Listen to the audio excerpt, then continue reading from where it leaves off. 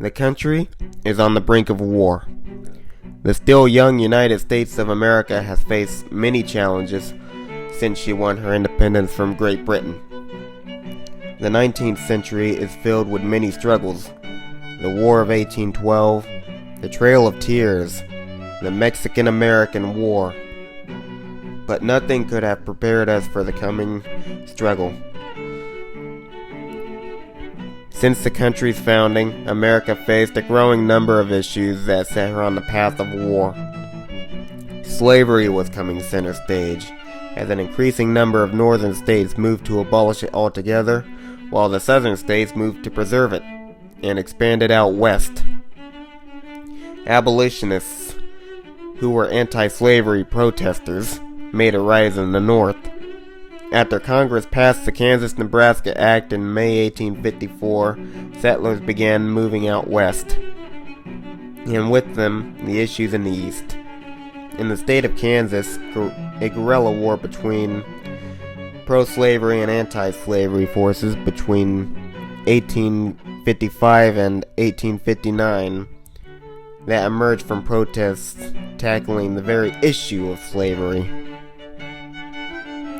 The event became known as the Bleeding Kansas, and it further pushed the nation to the brink of war. Afterwards, Kansas was admitted into the Union as a free state.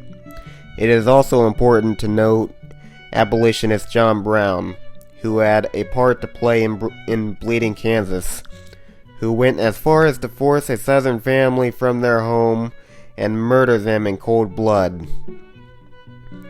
In the early morning hours of October 17th, 1859, Brown and a group of his supporters, many of whom were escaped slaves, moved in on a town in Virginia called Harper's Ferry, and captured many important citizens and seized the federal arsenal and armory.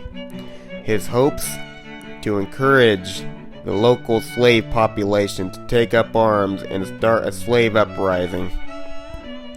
It wasn't long before U.S. Marines under Colonel Robert E. Lee arrived and killed many of the raiders and captured Brown, who was quickly placed on trial and charged with treason against the state of Virginia, murder, and slave insurrection.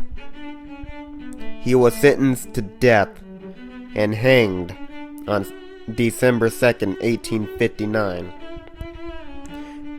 This only made Brown a martyr in the North. It is more obvious than ever that the nation is close to splitting in two. It should be noted that slavery wasn't the only issue that led to war.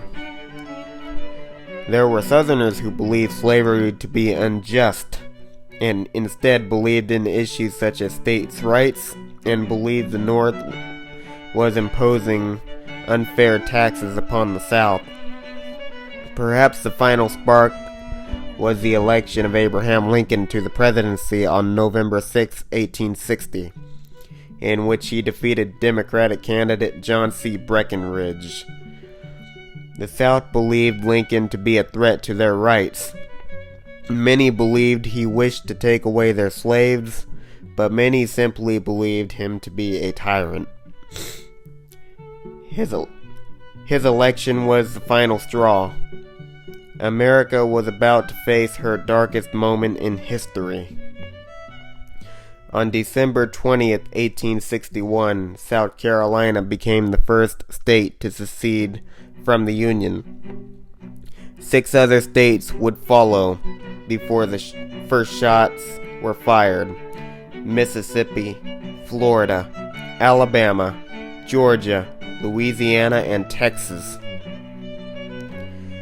Following South Carolina's secession, a delegation traveled to Washington, D.C. and demanded that the U.S. Army abandon its facilities in Charleston Harbor, a demand which then-President James Buchanan refused. Lincoln wasn't sworn in to office until March 4, 1861. Charleston Harbor is protected by 3 federal forts: Fort Sumter, Castle Pinckney, and Fort Moultrie. Major Robert Anderson, a 55-year-old, 36-year veteran of the United States Army, is in command of the garrison at Fort Moultrie. Fort Moultrie is heavily defended, but its guns are pointed out to sea and can't defend against a land attack.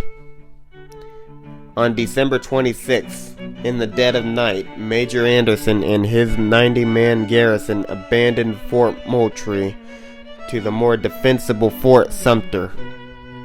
This move greatly angered Charleston citizens. Fort Sumter was facing a crisis. The garrison was running increasingly low on supplies. The merchant ship Star of the West departs from New York with 200 reinforcements and provisions in an attempt to resupply the garrison. The crew is forced to abandon its mission after cadets from the Citadel open fire. On March 1st, Brigadier General P.G.T. Borigard takes command of the Southern forces in Charleston. Abraham Lincoln, now President of the United States, reveals on April 4th that he intends to resupply Sumter. To the citizens, this means war.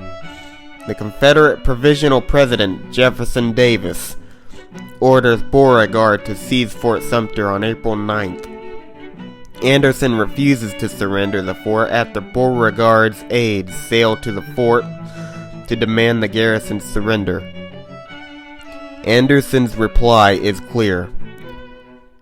I have the honor to acknowledge the receipt of your communication demanding the evacuation of this fort, and to say in reply thereto that it is a demand with which I regret that my sense of honor and of my obligations to my government prevent my compliance. It should also be noted that Anderson informed the delegation that the garrison's supplies will only last until April 15th. The time comes on April 12th when at 4:30 a.m. a flaming mortar shot explodes over the fort. This is the signal for the Confederate batteries around Charleston Harbor to open fire. Anderson makes the decision to wait until 7 a.m. to return fire, with knowledge that he is outmanned, outgunned, undersupplied, and nearly surrounded by the enemy batteries. It is a siege on the fort. The first shot by Union forces comes from Captain Abner Doubleday, which was a 32-pound shot that bounced off the roof of the iron battery at Cummings Point. The siege lasts for nearly 36 hours, with both sides keeping up the fire against one another. The American flag falls to the ground during the bombardment after a shell hits the flagpole in Fort Sumter, and it is hoisted back up after the pole is hastily repaired. The now Confederate garrison in Fort Moultrie fires hot shot into Fort Sumter, setting buildings ablaze. The Union defenders are out of resources. On April 13th at 2:30 p.m., Anderson surrenders Fort Sumter and lowers the American colors. The only casualties in the attack were accidents during the 100-gun salute. Union Private Daniel Hugh is killed, making him the first to die in the conflict to come. Another soldier is mortally wounded. On April 14th, Major Anderson evacuates Fort Sumter. The lines have been drawn. The American Civil War has begun.